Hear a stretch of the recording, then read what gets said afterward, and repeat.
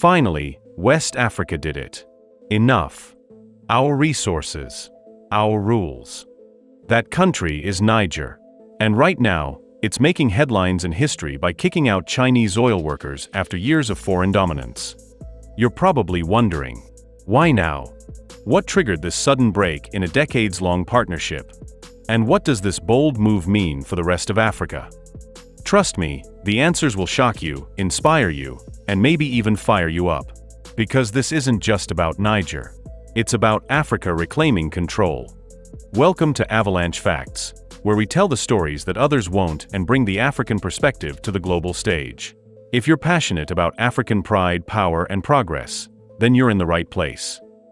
Subscribe, like, share, and smash that notification bell so you don't miss a single story that matters. Let's get into the juicy part of the video.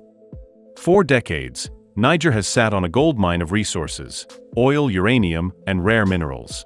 But instead of riches pouring into the lives of ordinary Nigerians, most of that wealth vanished into foreign hands. Foreign companies came in, extracted the riches, and left behind poverty, unemployment, and dependency. But now, everything is changing. The military-led government has decided to flip the script. The oil minister, Sahabi Umaru, just told China's state-owned oil giant, CNPC, and its local refinery Soras, "Your time is up. Pack your bags. Your 4-year stay is over." Dozens of Chinese expatriates are being shown the door. This isn't about individual workers. This is about a country standing up for itself. Niger is saying, no more business as usual. You might be asking, what pushed Niger over the edge? The answer: inequality, exploitation, and a blatant disregard for local laws. Let's talk numbers. The average Chinese oil worker in Niger made a whopping $8,678 a month. A local Nigerian doing the same job? Around $1,200. Same job. Massive gap. This is a trend in many parts of the world where black people are underpaid. This happens in Jamaica also. That's not partnership. That's exploitation. And it gets worse. CNPC was accused of ignoring local labor laws, bypassing local firms, and keeping strategic infrastructure, like the Zinder refinery, under foreign control. Niger's leaders are saying, we want jobs. We want skills. We want ownership. They're enforcing local content laws that demand more jobs for Nigerians, more contracts for local companies, more technology transfer, and fairer wages across the board. This is about justice, about dignity, about power. This isn't just about Niger. Across West Africa, the winds of change are howling. In Mali, Burkina Faso, Guinea, even the DRC leaders are tearing up the old colonial playbook and writing their own rules. They're kicking out foreign troops, renegotiating mining contracts, reclaiming their economies. This is called resource nationalism. And it's not new, but it's rising like never before. Back in the 70s, countries like Nigeria and Mexico nationalized their oil industries. Now that same fire is spreading again, but with more urgency, more anger, and more purpose. The military government in Niger, which came to power in 2023, has scrapped military deals with the US and France. Now, they're turning the heat on China. And they're not bluffing. So here's the million-dollar question. Is Niger risking too much? Or are they finally getting it right? Kicking out Chinese workers might rattle investors. It might delay oil projects. It might even stir diplomatic tension. But Niger is willing to take that risk. Because for them, the reward is sovereignty. And the message is simple: if you invest here, you play by our rules. Respect our people. Share the benefits. Or leave. In March 2025, Niger expelled 3 Chinese oil executives.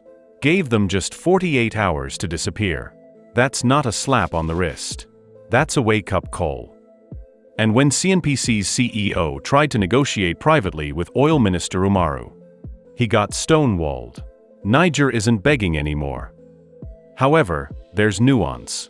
In a separate letter to Soras, the minister showed flexibility. Some decisions would be handled on a case-by-case basis. This proves one thing. Niger isn't against investment. It's just done being exploited. So what's China saying? Well, publicly, Beijing is playing it cool. A spokesperson said they believe in truth, friendship, and mutual benefit. They insist CNPC has contributed to Niger's development and that the issues can be resolved peacefully. But the ground is shaking beneath them. Niger has also suspended oil exports through the $7 billion Niger-Benin pipeline, accusing Benin of colluding with foreign interests. This is a massive blow to CNPC's operations, and a very loud message: respect our sovereignty or lose your access. African leaders are watching this drama unfold carefully. Could Niger be the spark that lights a continental fire? Already, Burkina Faso, Mali, Guinea, and others are reassessing their own contracts. They're rewriting laws, tightening regulations, and demanding more from foreign companies. This isn't just about money. It's about pride. It's about dignity. But let's be real, resource nationalism isn't a smooth ride. It can scare off investors. It can slow down development. It can create chaos if not managed wisely. Still, something new is happening. Niger is not waiting for permission. It's not asking nicely. It's acting boldly, proudly, defiantly. So where do we go from here? Will China adapt and play by the rules? Will Niger stand inspire a continent-wide movement? Or will foreign powers push back harder than ever? No one knows for sure. But one thing is certain: Africa is done playing small. Niger is showing us what it looks like when a country stops begging and starts building. If you believe in African sovereignty, if you believe our resources should benefit our people, if you believe it's time to rise, not just survive, then be part of the change. Like this video. Share it far and wide. Let the world know that Africa is rewriting its story. And subscribe to Avalanche Facts, where we bring the African vision to life and make African stories go global. Don't forget to hit that notification bell. You won't want to miss what's coming next. Because this isn't just a moment. It's a movement. And it's only just begun.